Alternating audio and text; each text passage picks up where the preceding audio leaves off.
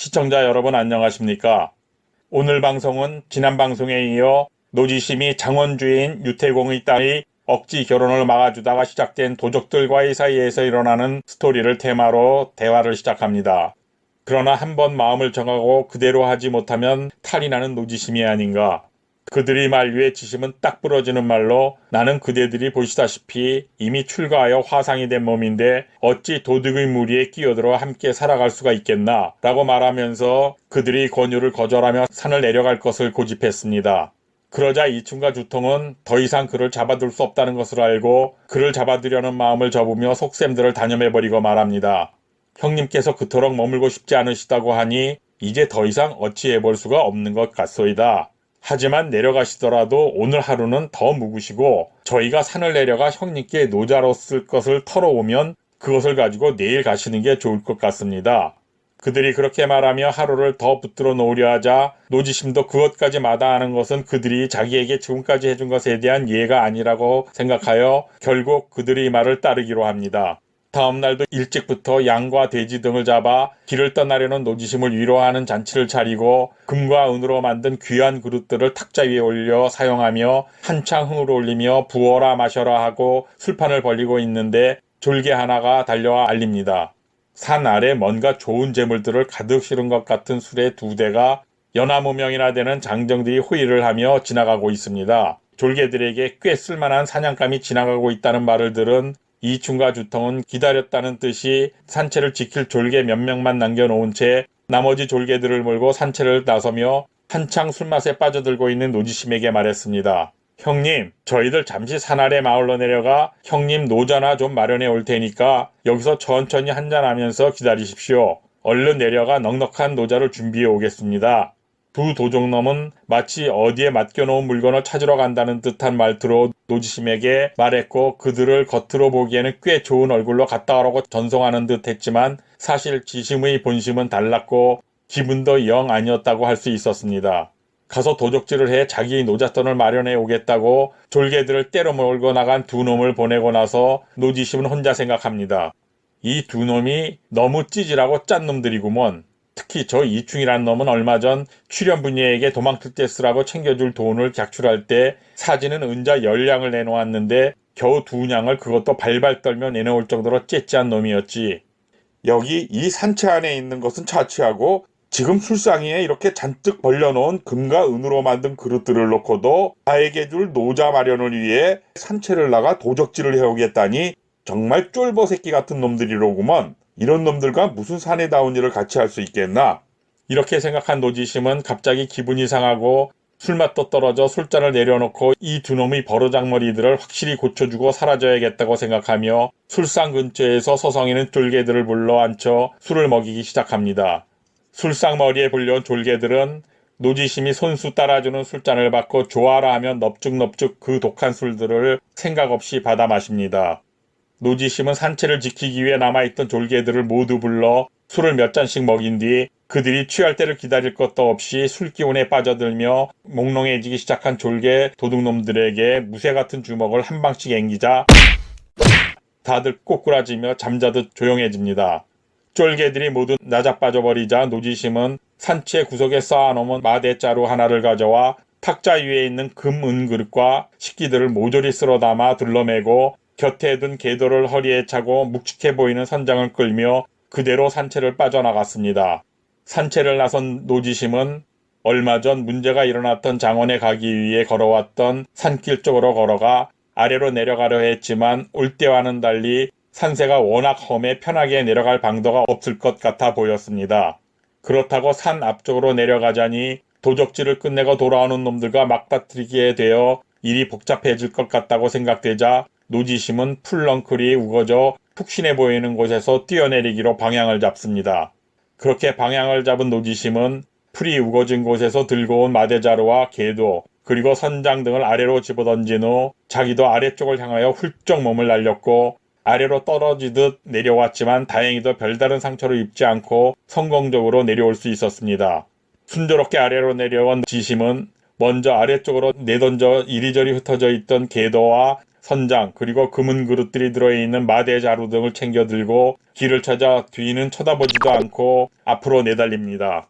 노지심이 산채 안에서 이런 일을 벌여놓고 도망치듯 떠난 것도 모른 채 산을 내려가 지나가던 2대의 수레를 덮친 이충과 주통은 수레 주위에 서서 따라가며 호위하는 사람들 모두 만만찮은 무기들을 갖추고 있어 탈취가 쉽지 않을 것 같았습니다. 그러나 이충이 창을 비껴들고 이놈들 돈과 재물들은 여기다 내려놓고 수레를 끌고 가라고 으름장을 놓으며 겁박하는 소리를 하자 수레를 호위하며 지나가던 사람들 중 한 명이 말없이 큰 칼을 휘두르며 덤벼들어 이충과 맞짱을 뜨기 시작합니다.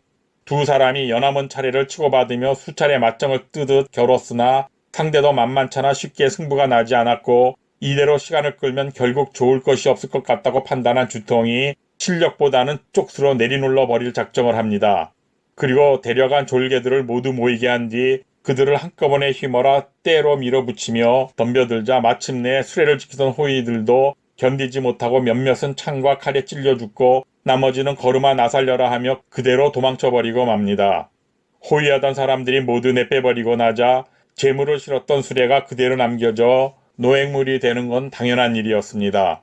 이충과 주통은 적지 않은 재물을 탈취했다는 뿌듯함을 느끼며 신나게 산채로 돌아왔지만 남겨둔 졸개들은 하나같이 여기저기 산채에 세워둔 기둥에 꼼짝 못하게 묶여있고 탁자 위의 금은 그릇들은 모두 없어진 놀랄 수밖에 없는 상황을 목격하게 됩니다. 그런 상황에 놀란 이충이 묶여있는 졸개들에게 묻습니다. 노지심은 어디로 갔느냐?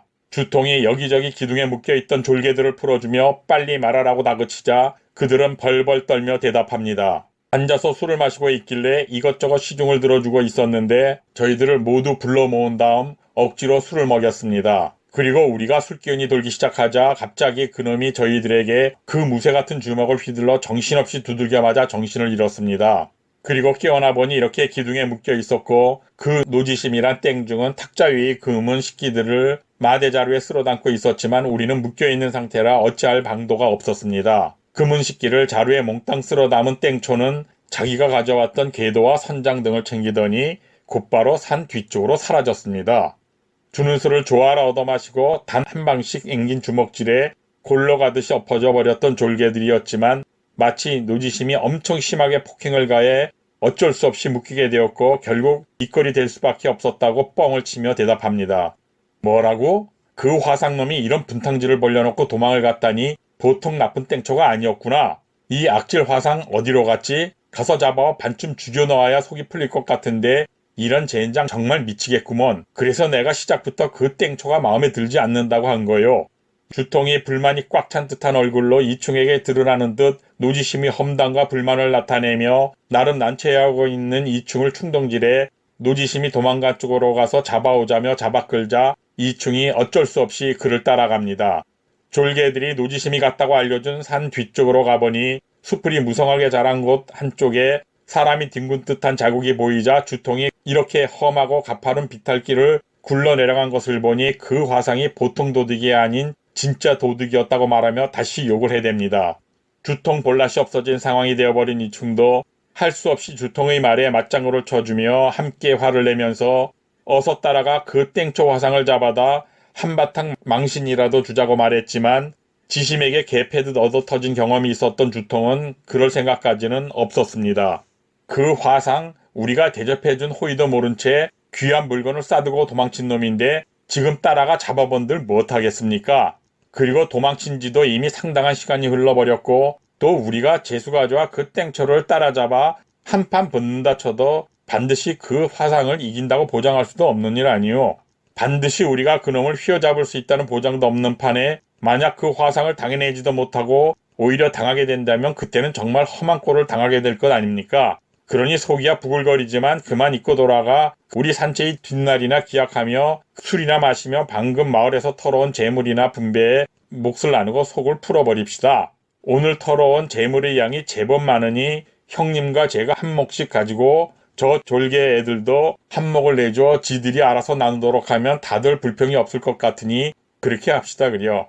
주통이 그렇게 말하며 당장 그 땡중 노지심을 쫓아가 잡은 다음 주리를 틀어버리자고 하는 이충을 말리자 사실 이충도 굳이 떠나버린 노지심을 따라가 일을 크게 벌릴 생각도 없었기 때문에 속으로 잘됐다고 생각했습니다. 노지심을 산채로 불러들인 게 자기가 한 일이라 입장이 좀 그래서 허투루 화난 채 하며 성질을 냈을 뿐 사실 노지심과 과거 자기가 가르쳤던 사진과의 관계를 생각해서라도 그와 맞붙어 일을 만들고 싶은 생각은 추호도 없었던 것이라고 할 수 있었습니다. 하여간 자기 때문에 일이 좀 복잡해지고 주통에게도 미안한 상황이 만들어졌기에 이충은 자기가 그 화상을 데려오지만 않았어도 산채의 많은 물건들을 잃지도 않았을 것이고 그 책임은 자기에게 있으니 오늘 털어온 재물의 자기 몫을 주통에게 가지라고 말합니다. 이충이 풀주고 기운 빠진 목소리로 한탄하듯 말하자 주통은 우리는 함께 살고 함께 죽자고 맹세까지 한 사이인데 그게 무슨 가당차는 소리냐며 펄쩍 뛰며 손사래를 치면서 하찮은 재물 따위를 가지고 그렇게 왈가왈부하게 된다면 자기가 오히려 많이 섭섭하다고 했습니다. 주통이 그렇게 나무라듯 말하자 이충도 노지심의 일로 더 이상 고집을 피거나 서로의 입장을 불편하게 하지 않기로 했고 주통과 전과 같은 사이로 돌아갔으며 데려온 졸개들을 몰고 다시 산채로 돌아갑니다. 산채로 돌아간 이충과 주통은 털어온 재물을 공평하게 나눈 뒤 다시는 노지심과 관계된 일을 두 번 다시 입 밖에 내지 않았고 여전히 산채를 지키며 도적질을 하며 지냈습니다. 이충과 주통이 그동안 일어난 일련의 즐겁지 못한 일들을 더 이상 왈가왈부하지 않기로 하고 산채로 돌아갔을 무렵 도둑 속을 해서 도망치듯 튀어나간 노지심은 방향도 모른 채 앞뒤 가리지 않고 무작정 어디론가 달리듯 움직이고 있었습니다.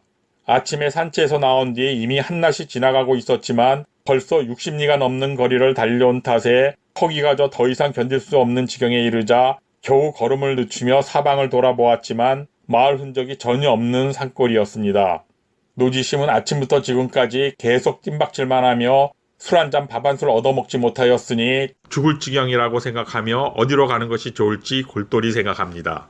오늘 방송은 여기서 마치도록 하며 다음 방송은 노지심이 사진과 다시 만나며 펼쳐지는 스토리를 테마로 대화를 이어가도록 합니다. 그리고 오늘 시편을 마무리하는 이 방송 이후 잠시 분위기를 바꾸어 처음 방송했던 문화대혁명 그리고 홍위병과 관계된 내용을 테마로 하는 콘텐츠를 몇 편 방송한 후 다시 수호지 11편부터 이어가도록 하겠습니다. 구독과 좋아요는 콘텐츠 제작에 큰 도움이 됩니다. 오늘 편안한 시청 되셨다면 구독과 좋아요 그리고 알림 설정을 부탁드리며 방송을 마치겠습니다. 대단히 감사합니다.